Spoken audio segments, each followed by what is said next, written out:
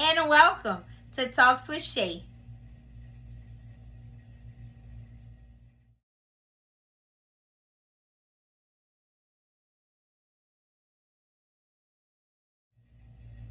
So today I would like to begin with reading from Matthew chapter 19 and verse 26.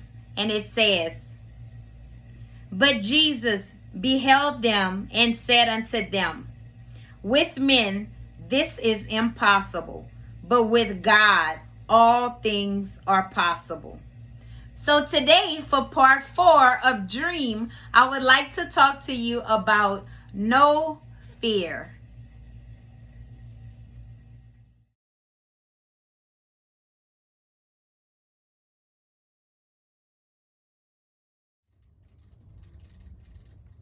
Hi. So today we have with us Samantha January, and she is an old friend of mine from way back when, right? High school, growing up, whatever. But anyway, I wanted to interview her today because she has her own daycare business, and I just wanted her to share with us where she got started, where the dream came from, where it was birthed from, to encourage somebody today that you can live your dream. And so welcome. Hi, thank you.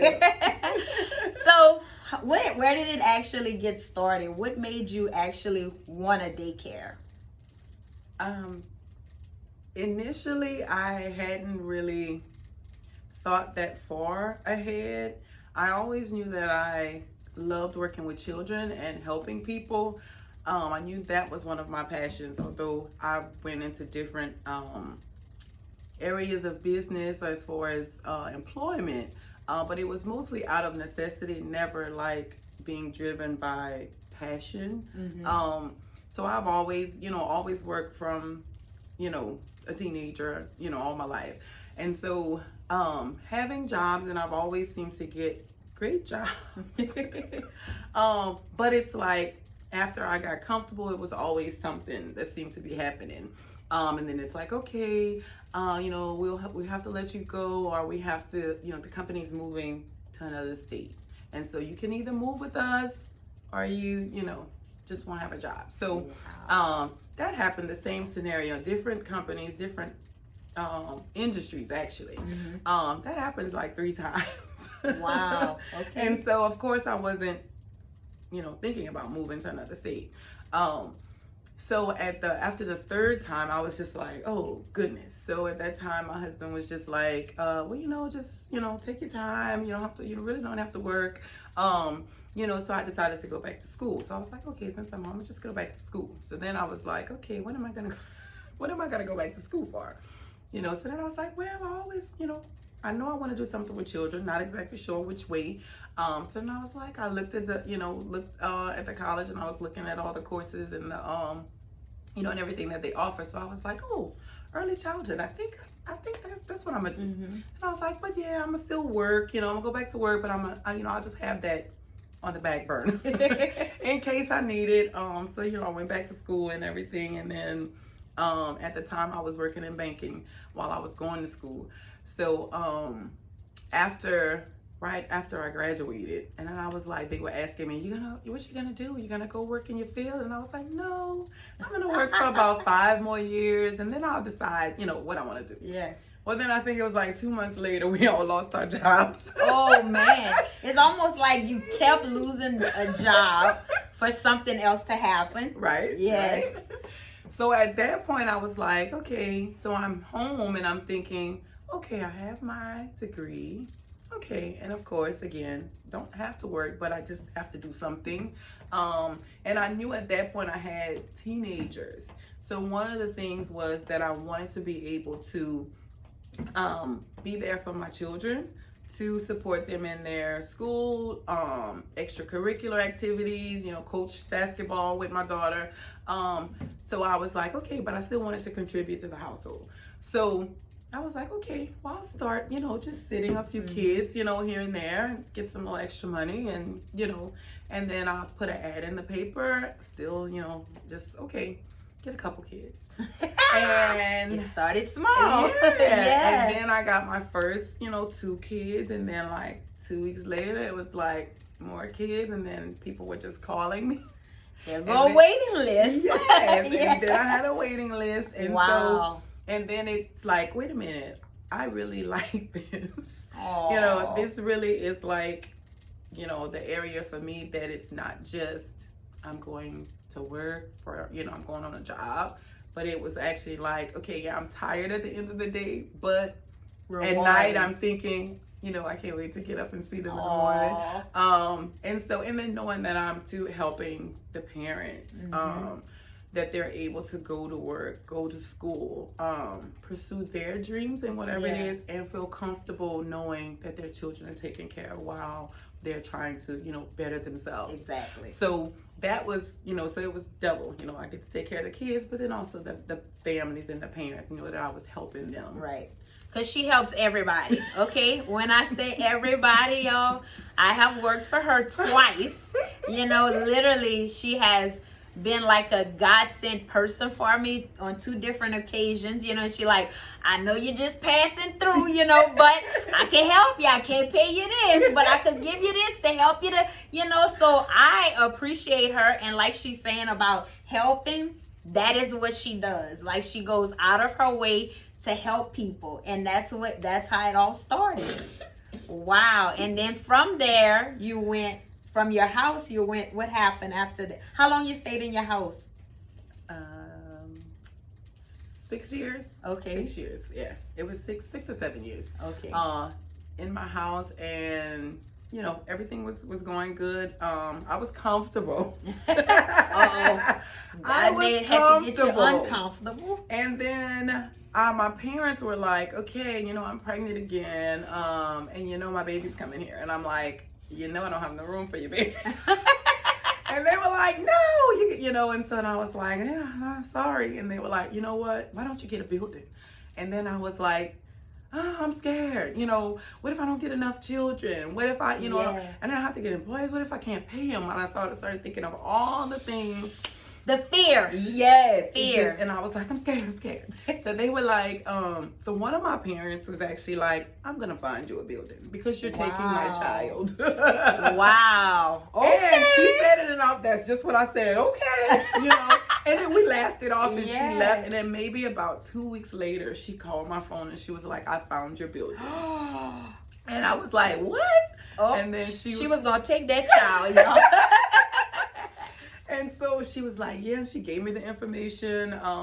And then so I called the people and they were like, okay, can we come down and meet you? And I was like, okay. So they came to my house. I had the kids there, you know, and they talked to me about it, told me what they were going to offer. You know, they were going to help me to open a center for them. So, you know, it was like, okay, the deal they presented to me, I couldn't, you know, pass it up. So I was like, okay, this will get my feet wet and, you know, okay. So I, you know, jumped and that's how we got the first building that we had, and it just kind of grew. And she just got a new building. God done elevated her, and it's just amazing to see the different growths, you know, where you started off from to where you are today. So we're actually in her building now, and she have her little one here with her as well. So if you're hearing a little noise in the background, it's the little kid, but it's okay. But, you know, it's a beautiful thing. Like when I got here, it's a 2-story building. She's located in Abbeville, Louisiana. And I just was like, because when I worked for you, you were in your first building and it was like 2 buildings connected together.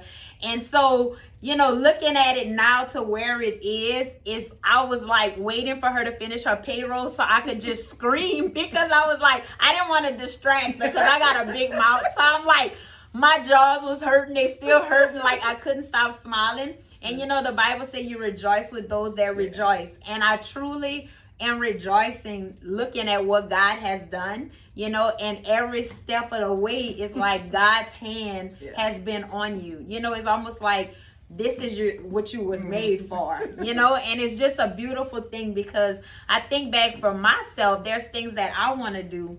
And it's fear, you know, just like you dealt with it. What if I don't have enough children? What if this? You know, the reality sometimes. And it's like then God just start opening doors, putting the right people in your path, and then gives you favor, you know. Yes. But that's what it's all about, Yes. because he wants the glory, right? Yeah, Anyway, so exactly. it's just, you know, it's a beautiful thing. And so, like I was telling her today, I feel stuck with a situation, and I'm like, this gives me hope, you know, that I can do it. If she can do it, I can do it, you know. Yes.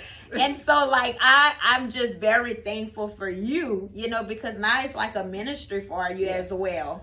You know, it is. It is. Yeah. It's bigger. It's turned out to be bigger than and more than what I was even thinking. More than I could have imagined. And the amount of people that I'm or have been able to reach, able to assist, able to just counsel with. So it goes beyond just Caring for the educating, children. educating and caring for our students, but we're like a family. We become a family. So it's the mothers, the teen moms, you know, that come in, and I'm like, okay, teen mom here, you know. And so being able to talk to them about it, and some of them come in with their parents. I have one child now, whose parent is still in high school, and her mama came with her, and she was so distraught when she came, trying to find some, you know, see if we had room so her daughter could go back to school. And so when I said, Mom, calm down. It's gonna be okay. You know, Sam's got her. It's gonna be okay. And then I started, you know, telling her about some of my story and me being a teen mom, and how, you know, and so tell her it's not the end. It's not the, you know, this is just the beginning. You know, we all make mistakes. We all get into, you know, get into certain things, but it doesn't have to stop there. As long as you don't give up and you keep pushing and wanting better for yourself, things are, you know, things are gonna happen. And so that part is also fulfilling for me, to be able to be there for those people who need it. So it's not just the kids. I help out the moms. They seem to always come in my office and, you know, want to talk. My husband's like, why everybody tells you their business? Because she's a good listener, and then she give it to you real and uncut and raw, and she tell it, look, I'm gonna tell you like this, you know, you gotta love Samantha.